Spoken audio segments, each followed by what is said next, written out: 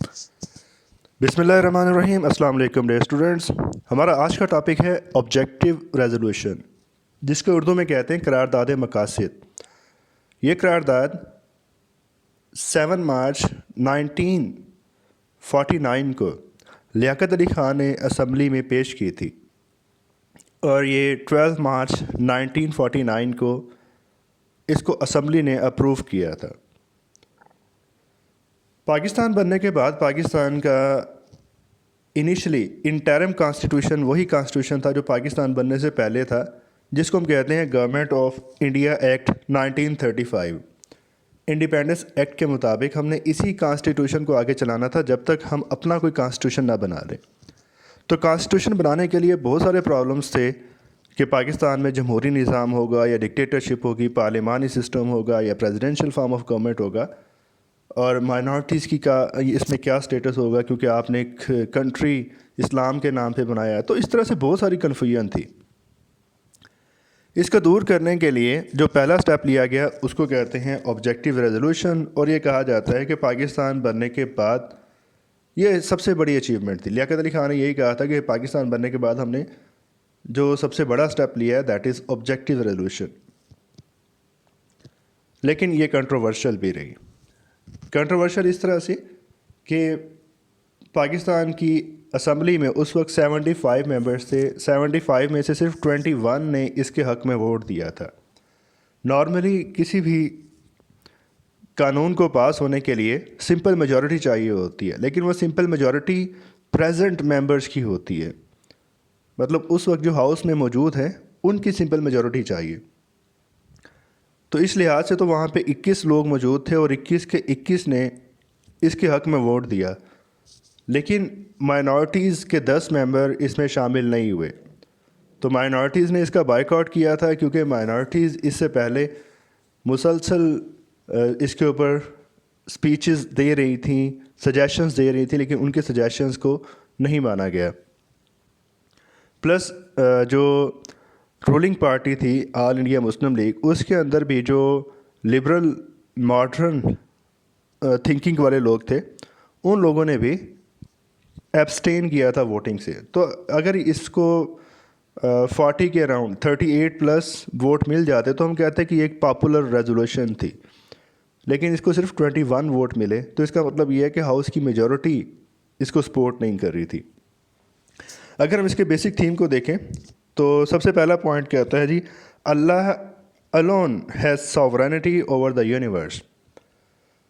रियासत के अंदर सॉवरेनिटी ये सबसे इम्पॉर्टेंट होती है। ये डिफ़ाइन करती है कि रियासत का पॉलिटिकल जो स्ट्रक्चर है वो कैसा बनेगा। Sovereignty belongs to the people, इसका मतलब ये है कि यहाँ पे डेमोक्रेसी होगी। Sovereignty belongs to the state and will be exercised by the people, again इसको कहते हैं कि ये डेमोक्रेसी होगी। तो या तो सॉवरेनिटी स्टेट अपने पास रखती है या लोगों को दे देती है, और मॉडर्न डेमोक्रेसीज में सॉवरेनिटी लोगों के पास होती है। लेकिन हमने ऑब्जेक्टिव रेजोल्यूशन में ये डिफ़ाइन किया कि sovereignty belongs to all mighty अल्लाह। अब ये एक बिल्कुल नया प्रिंसिपल था। सॉवरेनिटी अल्लाह ताला के पास होने का मतलब ये है कि रियासत पर हुक्म अल्लाह ताला का चलेगा। और अगर हम इसको फर्दर एक्सप्लेन करें तो इसका मतलब ये है कि आपके मुल्क में रियासत कोई ऐसा काम नहीं कर सकती जो अल्लाह ताला की मर्ज़ी के ख़िलाफ़ हो। अल्लाह ताला की मर्ज़ी हमें कैसे पता चलती है? वो कुरान और सुन्नत से हमें पता चलती है।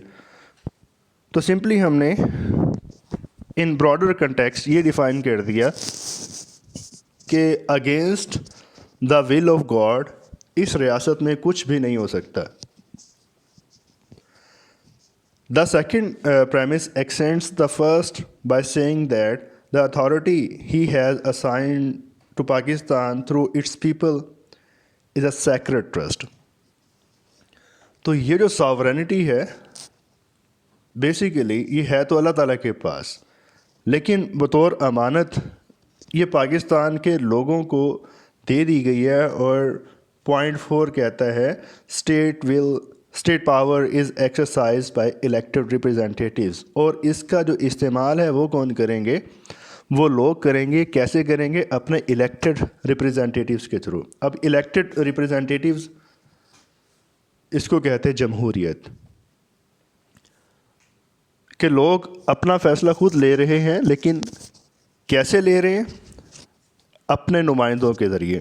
الیکشنز میں جو ہم ووٹ کاسٹ کرتے ہیں، بیسیکلی ہم ان کو اپنا نمائندہ چوز کر رہے ہوتے ہیں کہ اگلے 5 سال تک کے لیے یہ شخص میرے بہاف پہ ڈیسیژنز لے سکتا ہے۔ تو جو آپ کا ایم پی اے یا ایم این اے ہے، بیسیکلی جب آپ نے اس کو ووٹ دیا یا آپ کے حلقے سے وہ الیکٹ ہو گیا، تو اس کا مطلب یہ ہے کہ آپ نے اس کو 5 سال کا مینڈیٹ دے دیا ہے کہ آپ کی بجائے اس سے پوچھا جا سکتا ہے کہ وہ کیا چاہتا ہے۔ تو یہاں پہ نا ایک مکسچر کریٹ ہو گیا ڈیموکریسی کا اور تھیوکریسی کا۔ ان دا نیم آف گاڈ ساری پاورز یوز ہوں گی، لیکن کون کریں گے؟ The people elected by the people elected by the people. تو ڈیموکریسی مکسڈ وتھ تھیوکریسی، یہ ایک بالکل نیا پرنسپل تھا۔ پوائنٹ 3 کہتا ہے Pakistan constitution will be drafted, آئین بنایا جائے گا۔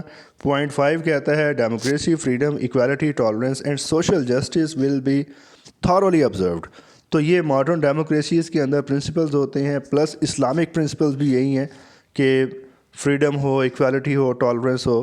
تو یہ ساری چیزیں اسٹیٹ کے اندر اپلائی کی جائیں گی۔ اس کا مطلب یہ ہے کہ ایک ماڈرن لبرل ڈیموکریٹک سٹرکچر اس کنٹری میں فالو کیا جائے گا۔ پوائنٹ 6 یہ کہتا ہے مسلم must be able to live according to the Quran and Sunnah, مسلمانوں کو قرآن اور سنت کے مطابق زندگیاں گزارنے کے لیے موقع فراہم کیا جائے گا۔ تو ہم دیکھتے ہیں کہ قرآن پاک کی جو پبلیکیشن ہے اس کے اوپر ریاست کا کنٹرول ہے۔ تعلیمی اداروں میں جمعہ کی نماز کا اینڈ سرکاری دفاتر میں بھی جمعہ کی نماز کا کنسیپٹ ہے، اور دوپہر کی جو نماز ہوتی ہے ظہر کی نماز، اس کے لیے بھی بریک دیا جاتا ہے۔ رمضان المبارک میں ریاست اس چیز کو انشور کر رہی ہوتی ہے کہ دکانیں نہ کھلی ہوں، کھانے پینے والی جو دکانیں ہیں، اس طرح کی جو ریڑیاں ہیں، جو ریسٹورنٹس ہیں، یہ دن کے ٹائم اوپن نہ ہو، رمضان کی اوپنلی جو ہے بریچ یہ نہ ہو۔ تو اس طرح سے نا یہ کچھ اسلامک پرنسپلز ہیں، جو اسلامک جو ہیں پریکٹسز ہیں، ان کو اسٹیٹ اپلائی کر رہی ہے۔ کیوں؟ According to the principle 6 of objective resolution. پھر اسی کی بنیاد پر اور بھی پرنسپلز بنائے گئے جو کہ پاکستان کے کانسٹیٹیوشن کا حصہ بنے۔ وہ ہم پڑھیں گے، جب ہم پڑھیں گے Islamic provision of the constitution, تب ہم ان پرنسپلز کو دیکھیں گے۔ تو یہ ایک بڑی کمپریہنسو پروویژن تھی، پروویژن نمبر 6۔ تو مسلمانوں کے لیے تو یہ ڈیفائن ہو گیا۔ تو مائنارٹیز کے لیے کیا ہے؟ مائنارٹیز کے لیے پرنسپل 7 ہے، جو یہ کہتا ہے کہ ان کو بھی اپنے ریلیجن کی پریکٹس کی فریڈم ہوگی۔ اور پوائنٹ نمبر 8 یہ کہتا ہے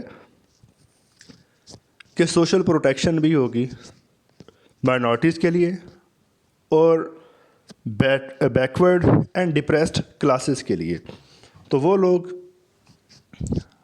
لائک اولڈ ایج پیپل ہوتے ہیں، بچے ہوتے ہیں، آرفنز ہوتے ہیں، اینڈ خواتین، تو یہ جو ہے یہ بیکورڈ یا ڈپریسڈ مائنارٹیز یا سیکشنز آف سوسائٹی، ان لوگوں کے لیے اسپیشل پروویژنز ہوں گی، ان کے لیے اسپیشل پروٹیکشن ہوگی، ان کے لیے کوٹا ہوگا یا پریویلیجز ہوں گی۔ پوائنٹ نمبر 9 یہ کہتا ہے کہ پاکستان از اے فیڈریشن ود انڈیپینڈنٹ یونٹس۔ اب فیڈریشن ایک پولیٹیکل سٹرکچر ہوتا ہے۔ فیڈریشن کے اندر ایک مرکزی حکومت ہوتی ہے اور جو صوبائی حکومتیں ہوتی ہیں یہ بھی خود مختار ہوتی ہیں۔ مرکزی حکومت کی اپنی پاورز ہوتی ہیں، صوبائی حکومت کی اپنی پاورز ہوتی ہیں، لیکن پاکستان میں مرکزی حکومت اپنے معاملات کو دیکھتی ہے، پرائم منسٹر اپنے معاملات کو دیکھتا ہے، اور جو صوبے ہیں ان کا سربراہ سی ایم ہوتا ہے، سی ایم صوبوں کے متعلق معاملات کو دیکھتا ہے۔ دونوں اپنے اپنے اسفیئرز میں انڈیپینڈنٹ ہوتے ہیں، اور ایسے سسٹم کو ہم کہتے ہیں فیڈرل سٹرکچر۔ تو پاکستان ایک فیڈرل سٹیٹ ہے، اور یہ کہاں پہ ڈیفائن ہو گیا تھا؟ آبجیکٹیو ریزولوشن میں ڈیفائن ہو گیا تھا ود انڈیپینڈنٹ یونٹس۔ پاکستان کے ساتھ کچھ انڈیپینڈنٹ یونٹس بھی تھے اس وقت، اب نہیں ہیں۔